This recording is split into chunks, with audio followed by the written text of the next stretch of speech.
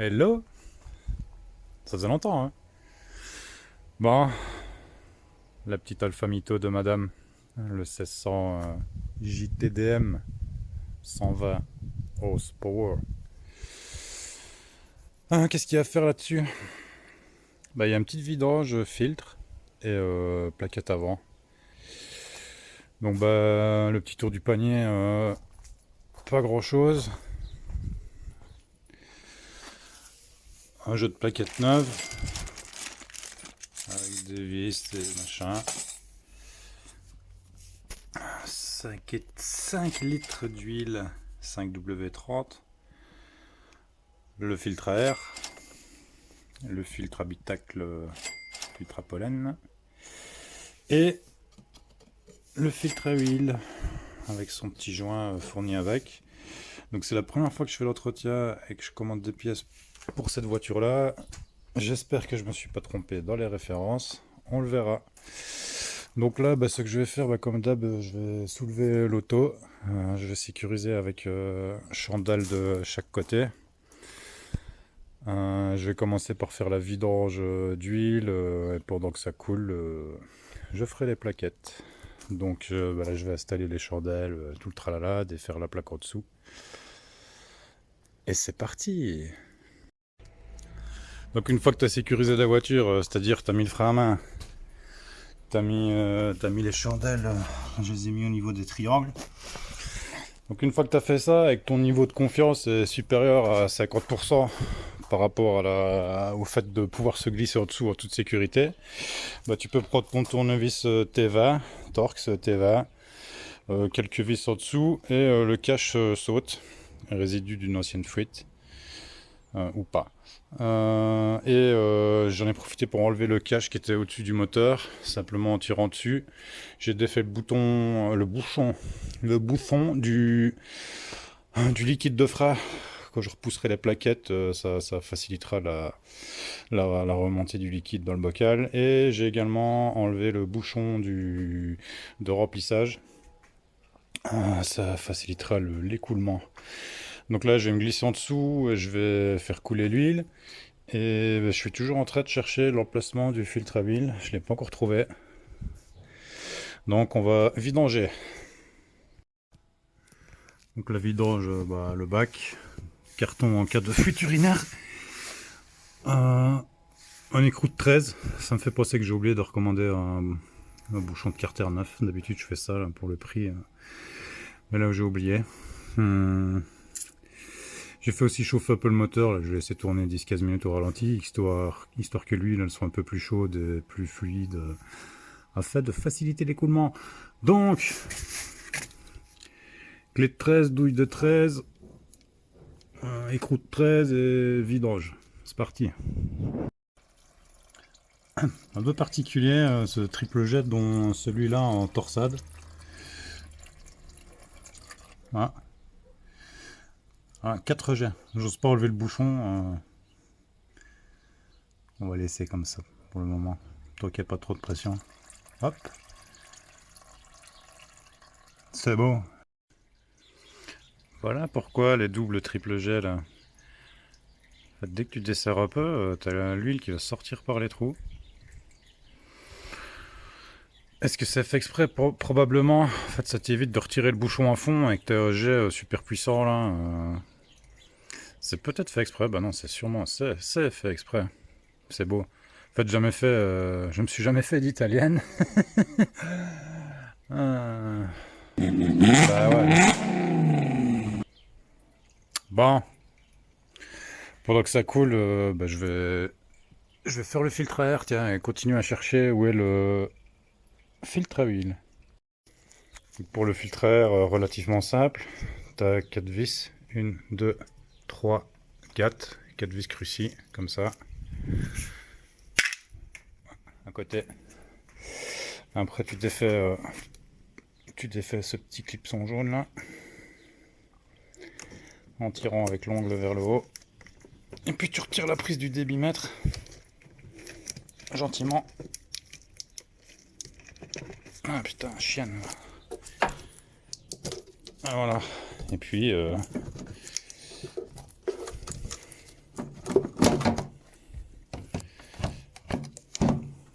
voilà, tu as accès au filtre. Donc tu le retires.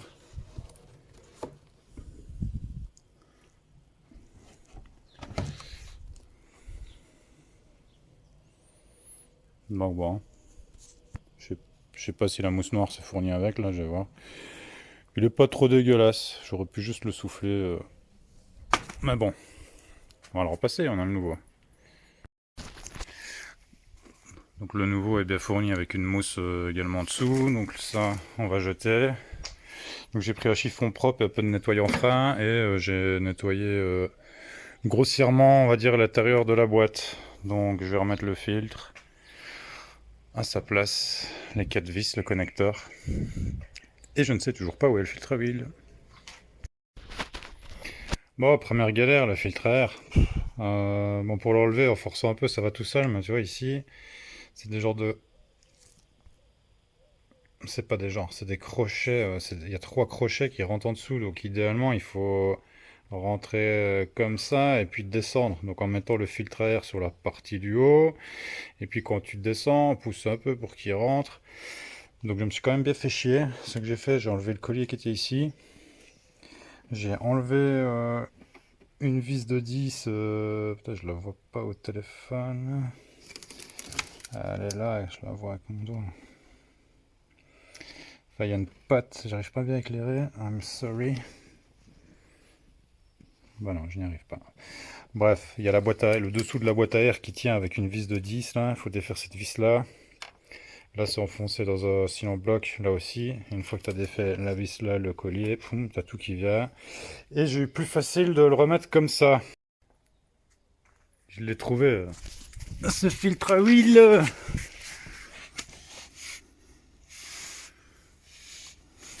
Putain, je l'avais trouvé. Évidemment. Tu le vois là? Moi non plus. Ah, ah, ah. Au-dessus du soufflet de cardan là. Derrière la poulie là de mes... Donc bah, je vais enlever la roue. On voit rien, c'est de la merde. Coucou toi. Donc pour enlever la roue.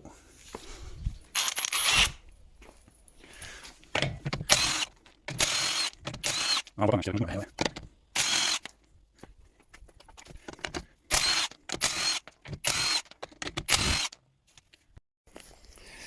Bon bah les plaquettes, elles sont encore bonnes hein. Quand tu regardes ici, t'as l'impression qu'il reste que quelques millimètres. J'ai défait 2 vis, une vis là et l'autre en dessous ici. J'ai écarté un peu, repoussé le piston. Et ça vient. Et tu vois, netteté de... Allez, s'il te plaît, bordel, quoi.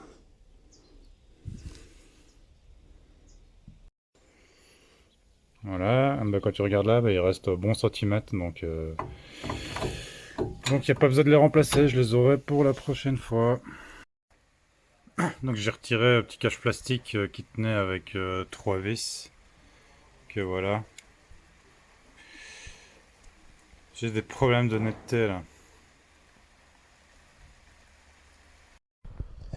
Donc après avoir enlevé le petit cache là, bah, j'ai accès au filtre à huile qui est là. Franchement il est trop bien mis.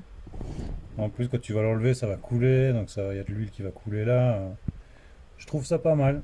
Donc bah, j'espère que j'ai une douille de la bonne taille là, ou une clé. Je vais enlever ça. Bah, j'y suis allé à la clé, à la passe multiprise, hein. Donc je l'ai eu, il est là.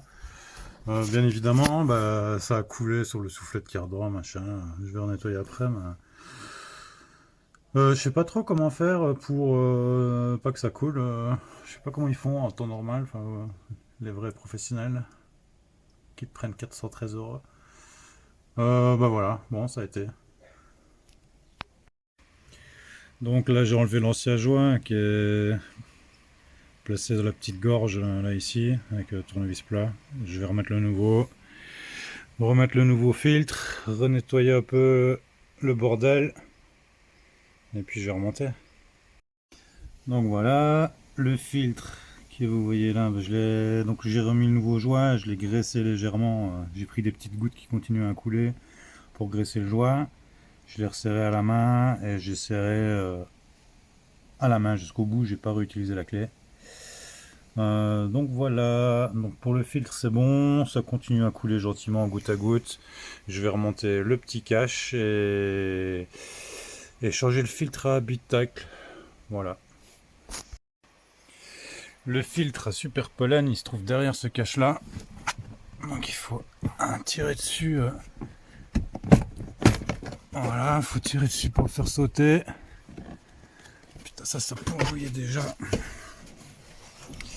Et après.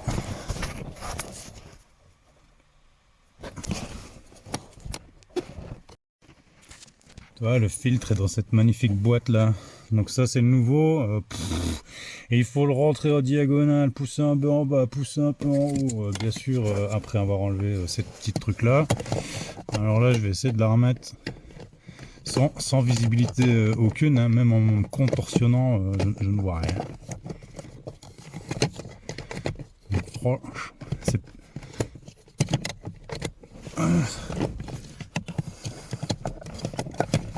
Donc la tête, mais il y a le crochet là au-dessus, je sens même pas où c'est. Mais bon, ça va le faire quoi. Allez, courage, t'y es presque. Bon, je vais prendre mes deux mains, ce sera plus facile. Bon voilà, le nouveau filtre est changé, le truc est remis en place. D'ailleurs, je crois qu'il l'avait poussé comme des barbares pour le rentrer. Donc lui, il fallait bien le changer. Bah voilà, bon, bah il n'y aura pas eu les plaquettes parce qu'elles sont toujours bonnes. Je vais remonter les roues. Bon, les roues sont remontées, le cache en dessous est remis. J'ai remis la petite plaque là, j'ai nettoyé un peu. J'ai remis environ 4 litres d'huile. Je vais la refaire tourner un petit peu là, 5 petites minutes là.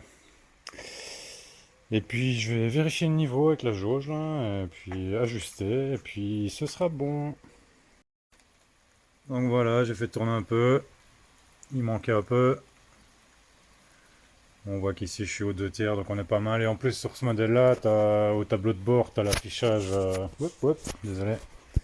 Au tableau de bord, tu as l'affichage du niveau d'huile. Donc ben voilà, ben je vais laisser quand même se tasser, rechecker. Et puis on est bon quoi. Donc voilà, j'espère que ça t'aura aidé. Si ça t'a aidé, laisse un petit commentaire, ça fait toujours plaisir.